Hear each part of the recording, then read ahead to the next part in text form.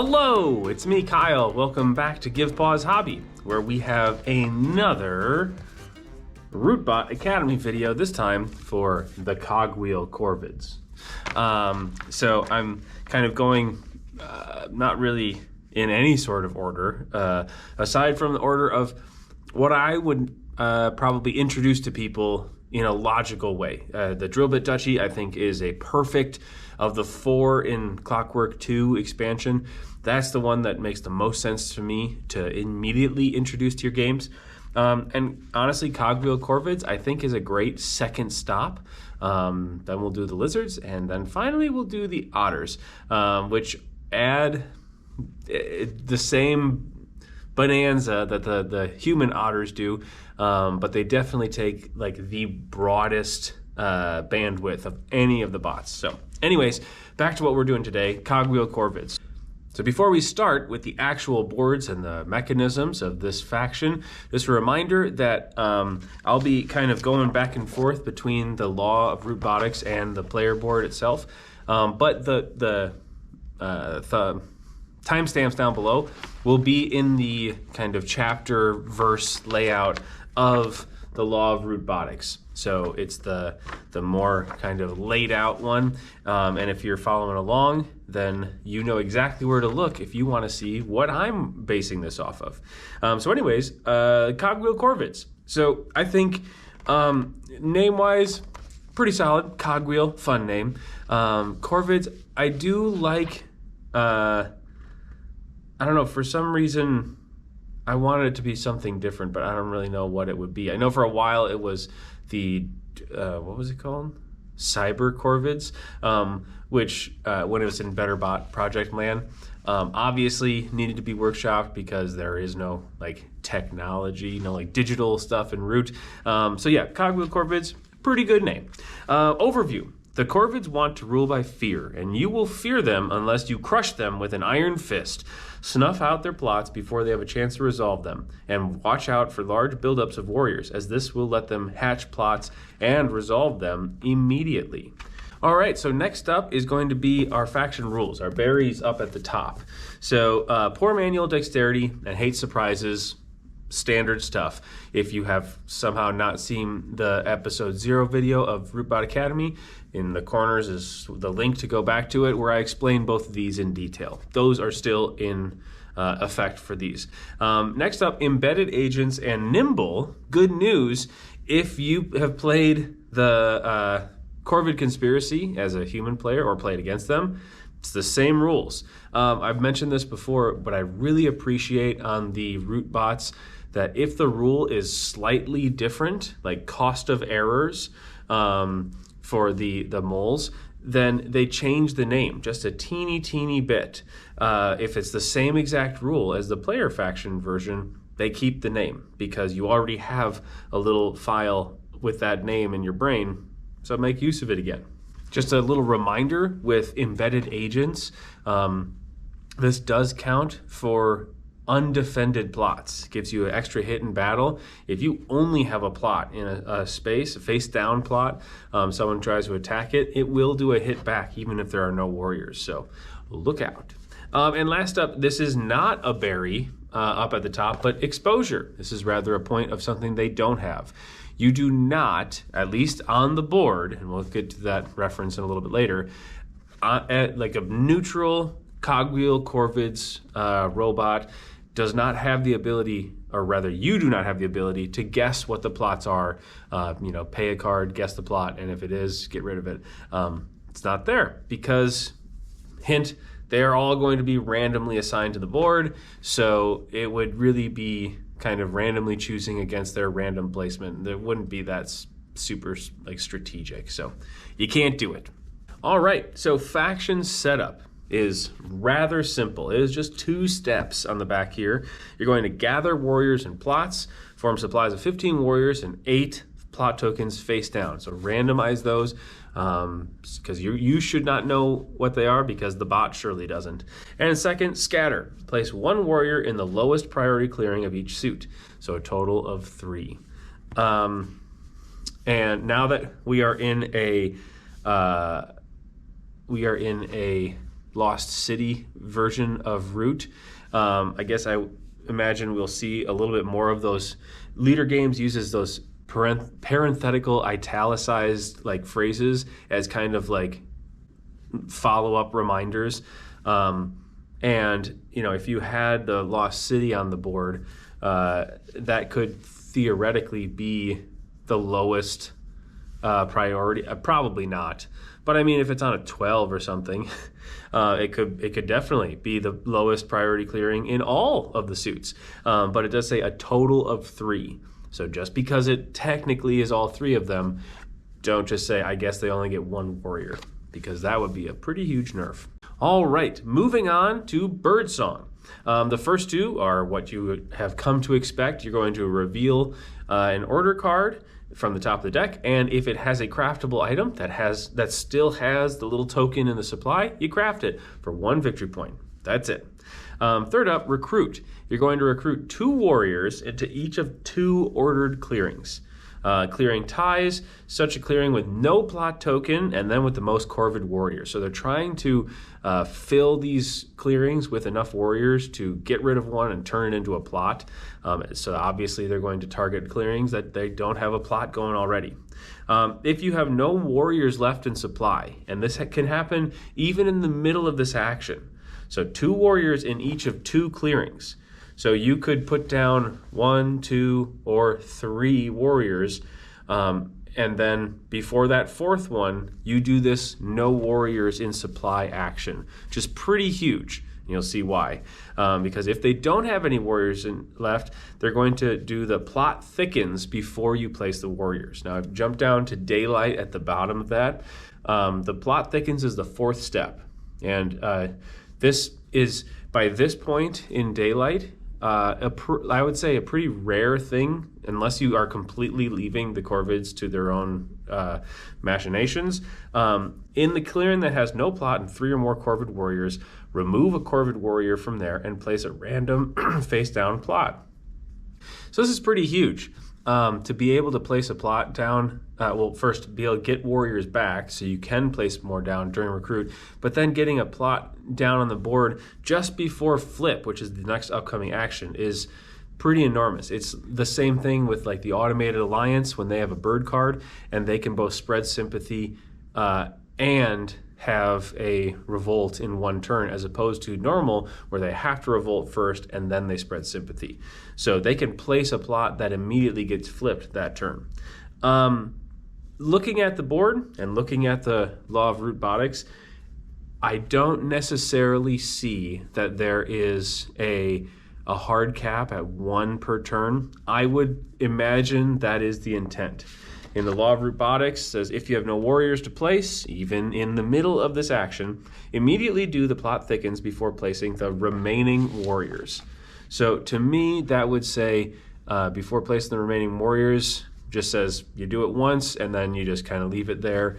Though I suppose a case could be made that says, no, during that last instruction, place the remaining orders or warriors. That could start it over again. But it's kind of like the intent versus the chapter verse text of Expand for the Mechanical Marquise 2.0 was intended to be just once per turn. But as it stands on the actual board, it can technically happen multiple times a turn. So I would probably just do this once a turn, but a case could be made for doing it as many times as you need to. All right, next up, flip. Each plot token, no warrior needed. You don't need the kind of babysitter to make sure the plot happens with the Cogwheel Corvids. Each time you flip one, just like with the human Corvids, you score 1 victory point per face-up plot on the map. Then resolved its 1 flipped effect, if any. So pretty standard stuff. Again, can be brutal if they had just placed a plot thanks to not having any warriors in supply. So like the overview says, make sure that you don't allow them to spread too rampantly. All right, so now we talked about the plots. Let's just take a quick tour over to the plot tokens themselves. So by and large, these plot tokens are very similar to what you've been using for the regular Corvids. Let's take a look at what makes them different. So the bomb, when flipped, remove all human enemy pieces in its clearing. Then replace this plot with a random plot placed face up. Replacement plot doesn't trigger, and it can be another bomb. So this is different in two ways. First of all, it makes reference to human players, and we'll get to that in a minute because, spoiler, there is a card specifically for bot interactions with these plots, and we'll get to them after we do all of them. So next up, and the second difference is the fact that when the bomb goes off, it doesn't just blow stuff up, it then gets replaced by another face-up plot token. So it stays on for victory point purposes and also has the bomb effect, which again, different than the human version. Next up, snare. This is almost the same as the human version. While face-up, human enemy pieces cannot be placed in or moved from its clearing. Now, the only reason it's not exactly the same is because, again, it has that word human in it, and we'll get to the way the bots interact with it in a second. Extortion, or the pancake hand. When flipped, each player with any faction pieces in its clearing discards one random card. So interestingly, this is a little bit of a ROOTbot nerf, because in the human version of Extortion, they take cards from other players, which means for poor manual dexterity's sake, every player that would be in that clearing would have to discard the card because the robot tries to take it, doesn't have good enough hands to do it, and then just gets a victory point. This one, when it instructs them to discard a card, not only does that mean the humans just send it right to discard and the bot gets nothing, but any other bot players don't have to do anything. Because if someone needed to take a card from other bots, which the original Extortion would, then they just take the card from the top of the deck.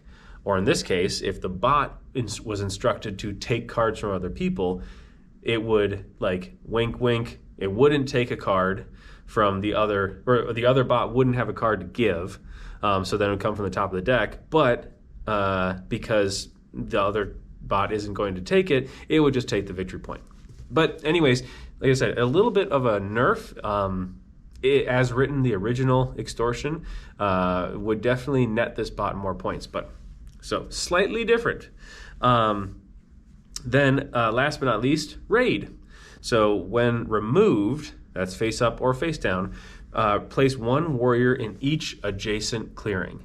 So this is the exact same as the meatbag version, or it would be if there weren't a reminder about exposure rules and all of that. So let's see how bots interact with these things. When playing with the Corvid human or bot against bots, use these rules for bombs and snares. So exposure and raid are played the same, but those first two plots made reference to what you do for human things. This is how the bots respond to it. So on bomb, when the bomb is flipped, remove two pieces of each bot in its clearing, warriors first, instead of all the pieces. There's that, pretty simple. It's not quite as devastating. And snare, bots ignore snare tokens for the purpose of targeting clearings to place or move pieces. Then, if a bot would place in a clearing with a snare or move out of a clearing with a snare, remove the snare, but do not perform this part of the action. The Vagabot will continue to move after this happens, exhausting extra items. So, for the bomb, it sort of brings the ceiling down, the catastrophic ceiling down of how bad it can be for other bots, because they don't have the wherewithal to make sure that bomb doesn't go off in like their most populous clearing. Earlier in Better Bot Project history, each of the different factions would have different interactions, how they responded to these plots, and now it's just been simplified, which I think makes a lot of sense. For snare, I think it's really great. It's pretty elegant. It says they essentially ignore it for the sake of placing and moving, but if it, based off of whatever tiebreakers they have, would affect or would use a clearing with the snare in it, the action it was going to take doesn't happen, but the snare is removed, scoring them a point, because to simulate them saying, well, I want to do this thing, so I guess I need to take care of this snare. And again, the Vagabot just gets to keep exhausting other items to try to keep moving. So those are the plots. Let's go on to Daylight. The first up, Battle. In each ordered clearing with 2 or more Corvid warriors. Pretty simple. Ties player with the most buildings and tokens combined, and then the player with the most points. Second up is Move all but 2 warriors from each ordered clearing with a face-up plot to an adjacent clearing with no plot. Again, just like with Recruit, as with many of the ROOTbot boards, there is a kind of positive feedback loop they're trying to get into. Their actions are trying to accomplish whatever the 1 or maybe 2 strategies are going to benefit them most, and in this case, get plots on the board. Because you can't have more than 1 plot on a clearing, so if a plot's already face up and there are warriors there, get them out of there and go make plots elsewhere. Clearing ties, move to the clearing with the most Corvid warriors. Makes sense, or rather it will make sense in a second when we talk about plot. No such destination. So no such destination would refer to all adjacent clearings already have plots. And if that is the case, then the warriors move to the lowest priority. So this is kind of one of the fun times when the instructed tiebreaker will supersede the assumed tiebreaker of just highest priority. It says lowest priority. So, but if you're talking about that rule, that means they are doing quite well because there are lots of plots on the board. Speaking of which, number 3, plot. In the ordered clearing with the most Corvid warriors and no plot, remove 1 Corvid warrior to place a random face-down plot. Pretty straightforward. Again, make sure they are randomized so you don't put down something to either overly help or not help them enough, or make it easier for you.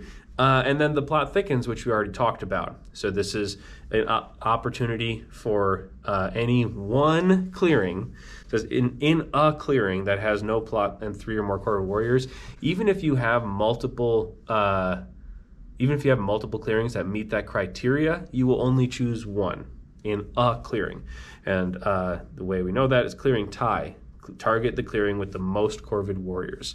So again, this is usually the way, kind of at the end of Daylight, the way for the Corvids to just like pack on a little bit more plot action and hope that 1 or both of those make it to the next round. But again, if that happens during Recruit, it can be pretty gnarly. And that's Daylight. After that, Evening is super simple. You're going to score 1 victory point per pancake hand on the map, and then you discard the order card. And that's it. That's the board. This is honestly one of the simplest bots to run. It's very straightforward. Yes, you have the plots to think about. It gives you kind of a little bit of a puzzle or a guessing game, as it were, I guess.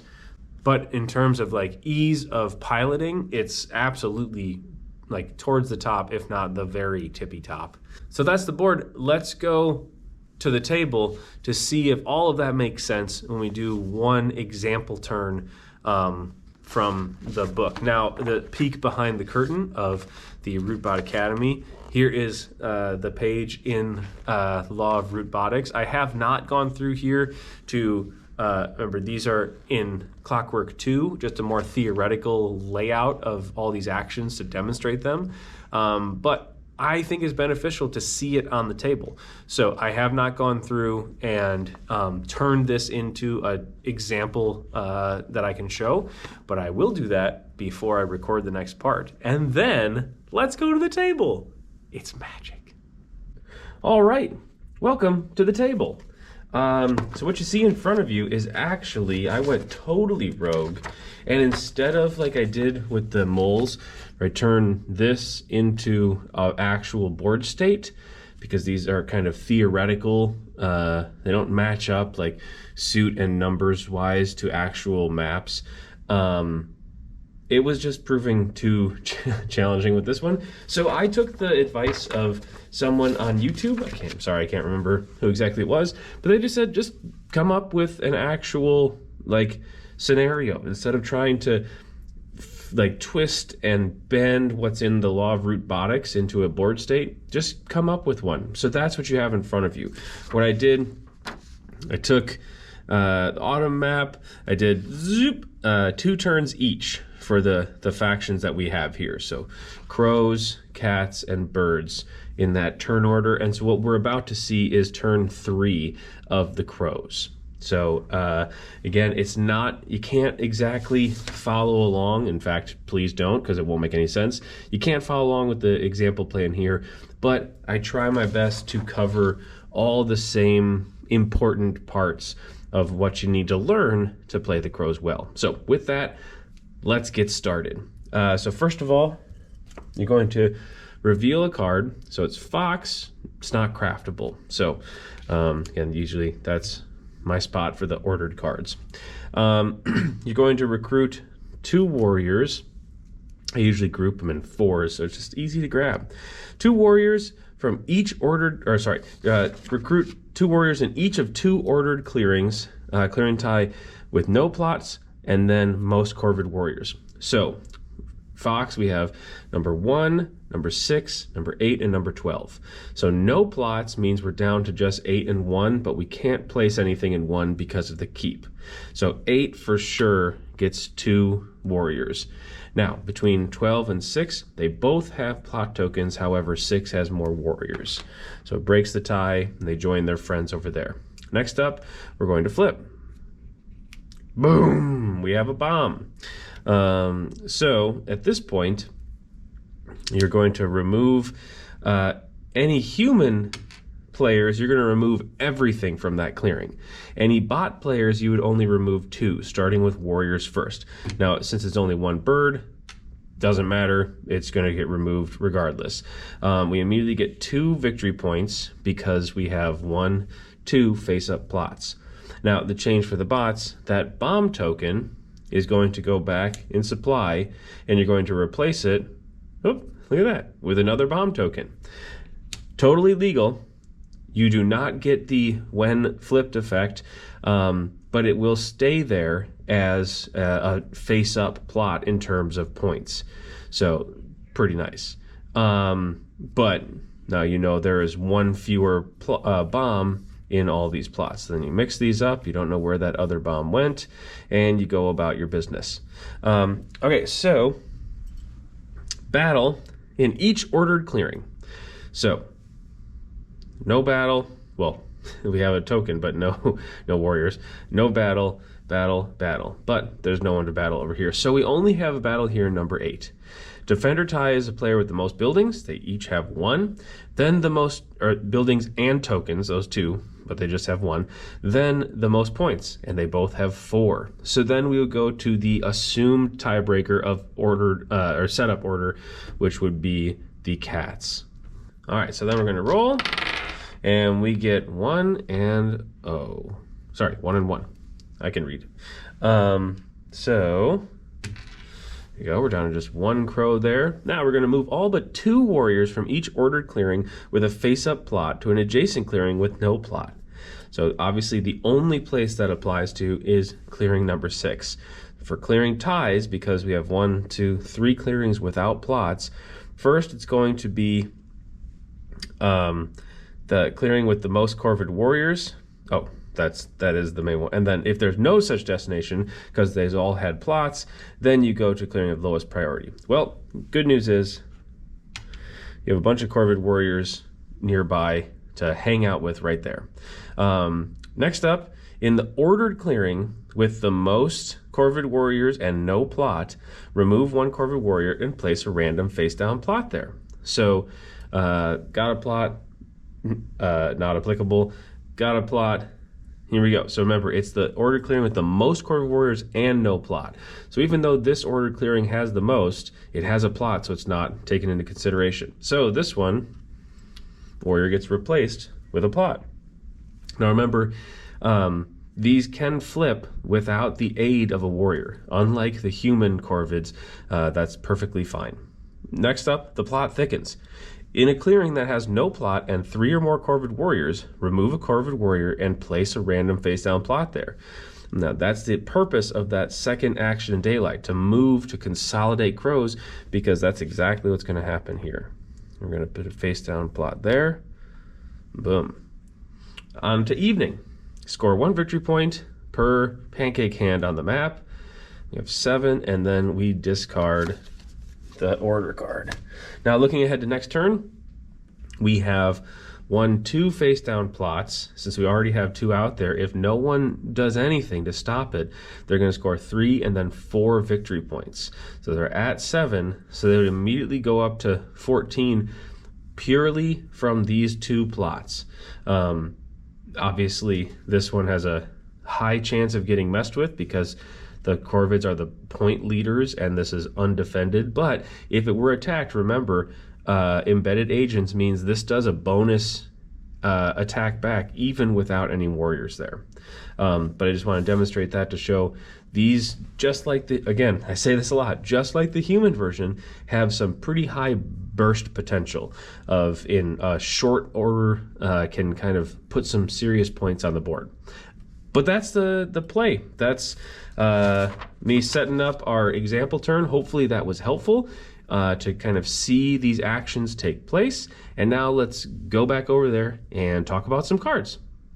And then this is going to blow your mind even more. I recorded this before I even did that table thing. I know. Editing is, again, magical. So next thing is we're going to talk about the cards. So the difficulty cards, just like always, are a way to give you 1 easier and 2 harder modes you can face the Corvids on.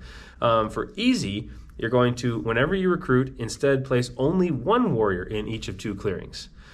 Typically, the recipe for these easy and challenging versions for all the root bots is usually like +1, -1 for some variable on the board. I feel, and some of them are a little more impactful than others, and I think this one has to be towards the top. Only recruiting 1 warrior in each of those 2 clearings is going to make it super, super slow in terms of building up enough strength to actually put down plots. You're never going to get to the Plot Thickens, which means at most the Cogwheel Corvids are going to be putting down 1 plot a turn. Now, I will say, I have played against them a couple of times where in the beginning, even on normal, they were also going pretty slow, and I took that opportunity to focus my efforts elsewhere, which did eventually get to a point where there were lots of plots on the board, and I had to kind of quickly handle that.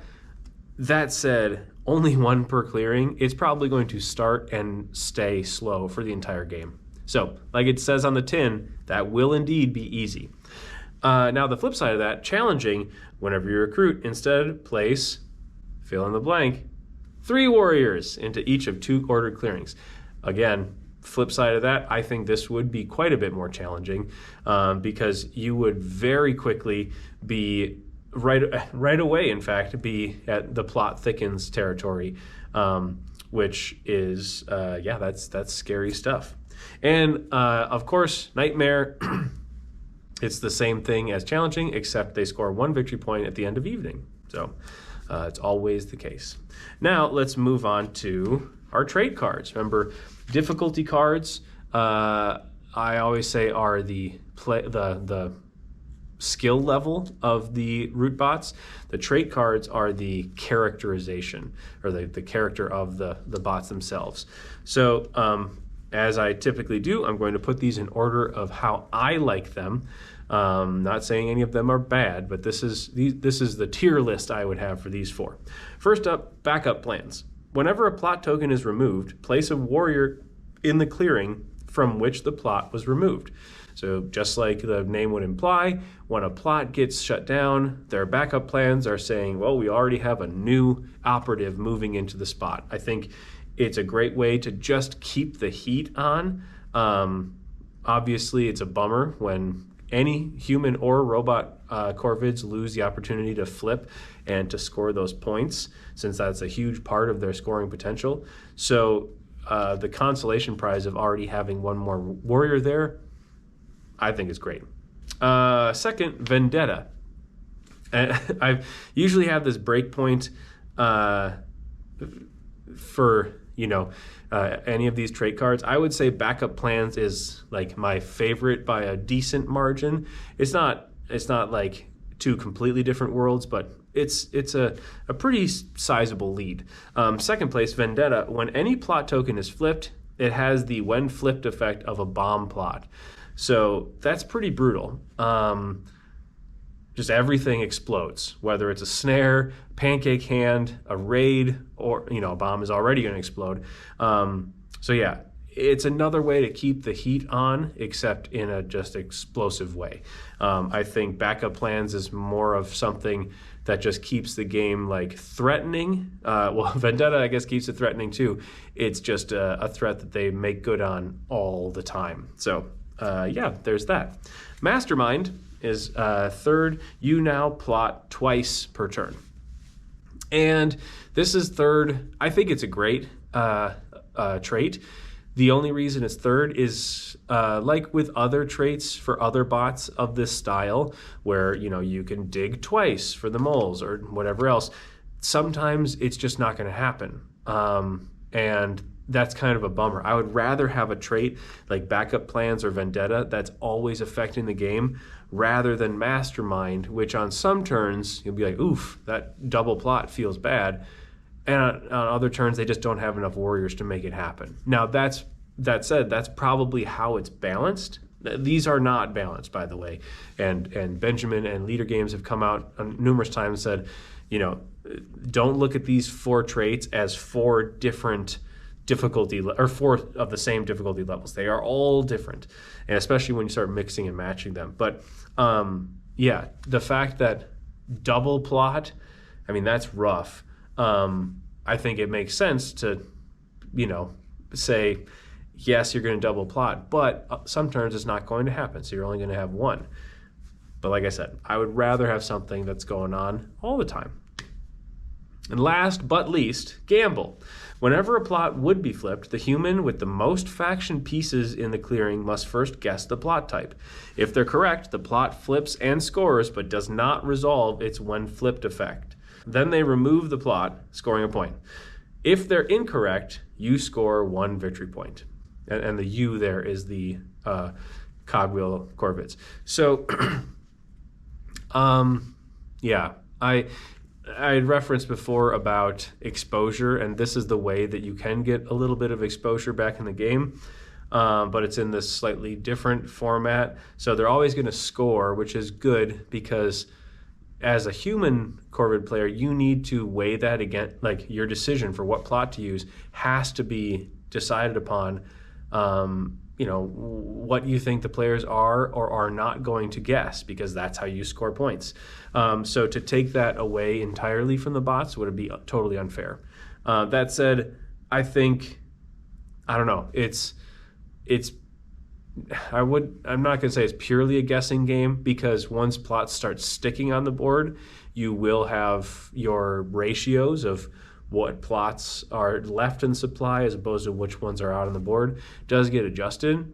But that said, even with that information, and especially before any plots have been flipped, it is purely guess which finger I'm holding up behind my hand. Did you get it? Great. Did you not? Whoops. So it just kind of, I don't know. It's not a huge deal. It's not a game-breaking thing. They're only getting 1 victory point if you get it wrong. And getting it right is pretty good. So you obviously want to have that happen. But again, I would just rather have something that's always on, like Backup Plans or Vendetta, that is affecting the whole landscape, not just like a guess the number thing that happens just if I'm in the clearing. But that's just me. So that is the Corv. See, I think there were cyber Corvids. I think for a while they're the Clockwork conspiracy, which I don't know if there's a rule against having the word Clockwork, because that's part of the expansion. But Cogwheel conspiracy, maybe I would have liked that better. Cogwheel instead of Cogwheel Corv. I don't know. It's out there. It's published. It's this way. So it doesn't matter. Well, I think, like I said before, this faction is super easy to run. It's a great second stop if you've already tried the Drillbit Duchy in CWE2, which is why I'm presenting it to you second. Like I said before, next up will be the Logical Lizards, which is another great faction to plug into your game. Also pretty random, like the Corvids with their plots, but a little bit more going on under the hood in terms of checking different tiebreaker lists and remembering to put cards into the Lost Souls, which is for me always a challenge, even if I'm playing the Lizards. But yeah, that's where we'll stop next and continue our tour through the second Clockwork expansion. So thanks for taking a pause with Give Pause Hobby, and we will see you next time. Bye, everybody.